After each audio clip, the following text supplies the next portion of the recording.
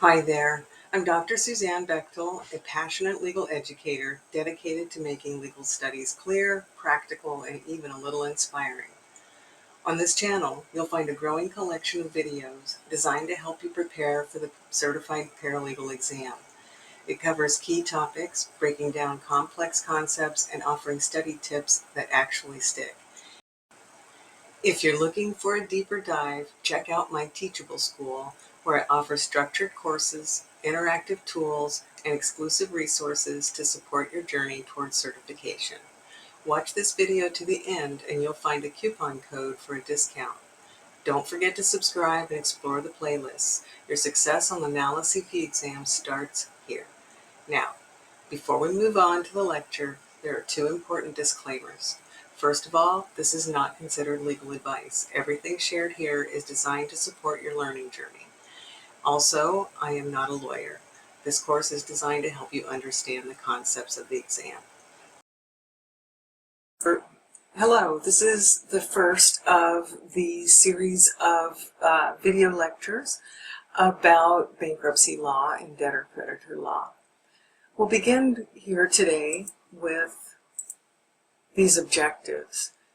This presentation will involve a history of modern bankruptcy law, how it appeared from early English law, the United States Constitution, treatment of bankruptcy, and the bankruptcy statutes early in America, as well as the Bankruptcy Act of 1998 and 1978 and the amendments to the Bankruptcy Reform Act of 1978. So a particular focus on those last three bullet points will happen in this lecture. Historically, as already noted, bankruptcy law derived from English bankruptcy law. And the United States Constitution does have the powers of Congress, does give Congress the exclusive power to enact bankruptcy laws. So this is clearly only federal law. There are some state influences which you'll learn throughout this course. Congress first exercised its power in 1800. And this is just a brief snapshot of the evolution of bankruptcy law with the particular acts that we're going to talk about. Again, all federal. The beginnings of bankruptcy law in America was the Bankruptcy Act of 1800, and it was enacted in response to financial panics of 1792 and 1797. These financial panics were caused by speculation in land, stock, and script. It's interesting to note at this point in this adventure into the bankruptcy, evolution of bankruptcy law, that like any other laws, they have been influenced by what's going on in America. At the time of the 1800 Act, it only applied to merchants, so the individual person didn't have the opportunity to file bankruptcy. And when it was enacted, it was due to expire in 1805, but Congress repealed it in 1803. And as such, for 38 years, the United States operated without a bankruptcy law. And then came the Bankruptcy Reform Act 38 years later that was enacted again in response to poor economic conditions due to the Panic of 1837. So non-merchant debtors could then file bankruptcy and receive the benefits of it. It was repealed in 1844, and again, we operated without a bankruptcy law in America for 25 years. The Bankruptcy Act of 1867 was enacted after the Civil War and was enacted in response to another economic crisis following the Civil War. It was the first bankruptcy law of Congress that was designed to be permanent and meant to sort of weave together and refine what had already happened in the past bankruptcy laws. And it allowed for the filing of voluntary bankruptcies and involuntary bankruptcies. And we'll look at those, both of those types of bankruptcy as we navigate this course. Repealed in 1878, and again, without bankruptcy law for another 20 years. In 1898, the Bankruptcy Act, or we'll just call it the Act, was enacted, and it was known as the Bankruptcy Act of 1898. It was the first long-standing federal bankruptcy law in the United States, and it created a role of referees in bankruptcy. And now that's become bankruptcy judges, as you will see in future slides. It was structured they structured bankruptcy into chapters like Chapter 9, Chapter 10, Chapter 13. And so we'll see some differences as we move along again.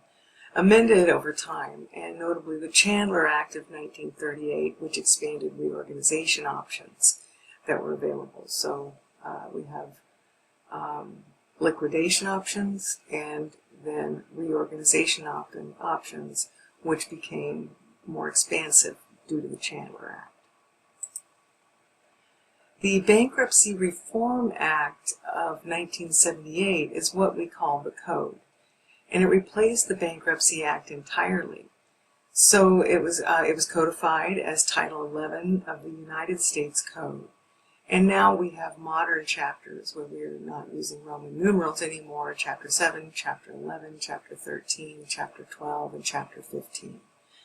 It created bankruptcy courts as units of federal district courts. So this Congress expanded the court system on the federal level.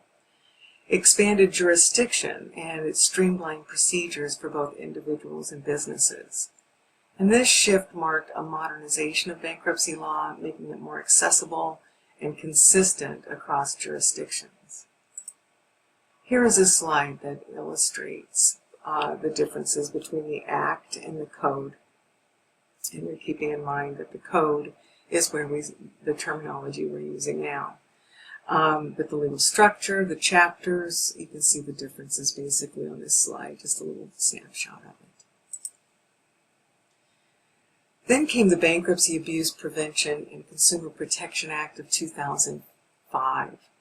This is sometimes just referred to as BAP-CPA. It's a longer name, shortened with an acronym. This was a major amendment to the 1978 Code. It did not replace this 1978 Code. So this was enacted to curb abuse of Chapter 7 filings. I remember working in bankruptcy at the time that this was being contemplated by Congress, and it was an interesting development that took place. Because of the means testing that's used to determine whether the bankrupt Chapter 7 debtor or debtors were eligible for Chapter 7 bankruptcy. And means testing is a way of determining whether there were sufficient income or insufficient income. Is the debtor truly insolvent, I guess, is a quick and easy way of explaining means testing. It also added that credit counseling was required, and this financial management education would be required before the debtor could be discharged. It limited Chapter 13 super discharge, and it added protections for retirement accounts and consumer privacy. The Chapter 12 became a permanent fixture that included family farmers and fishermen, and a role of consumer privacy ombudsman was added and allowed direct appeals in certain cases. We'll look at appeals at the very tail end of this course. A quick comparative snapshot again between the Act, the Code, and the BAP-CPA of 2005. Looking at the purpose, structure, eligibility, education, and discharge, so you can get a historical view. Bankruptcy as a remedy for both creditors and debtors was the goal, is the goal of the current bankruptcy law, giving honest debtors a fresh start. They can assume a return to full productivity, being relieved from the burdensome and unmanageable debt. Promotes the best interests of creditors by providing them with an equitable distribution and equal to the liquidation value of the debtor's non-exempt assets. And these are concepts that you'll also be looking at more, we'll look at more precisely, more in depth as we move through this course. But for now, here is a snapshot of that. The debtor's objectives in bankruptcy are to be discharged, meaning letting go of, dissolution of as many debts as possible, and to preserve as much property as possible that's free from debt. The case and the trustee's objectives are also important to evaluate. It's important to know that the trustee and the creditors are looking to maximize distribution to creditors, either in property or in money. Property, I won't go into that, but we start to get into the exemptions and means testing even as we navigate into this area. To ensure that and also to ensure that the debtor doesn't receive a discharge unless it's justified, and that where there are non-dischargeable debts, they don't get discharged through bankruptcy. Again, looking at the abuses that were, the activities of debtors that were considered abusive under the code as it was amended to the BAP-CPA. So, a quick review of what we just learned.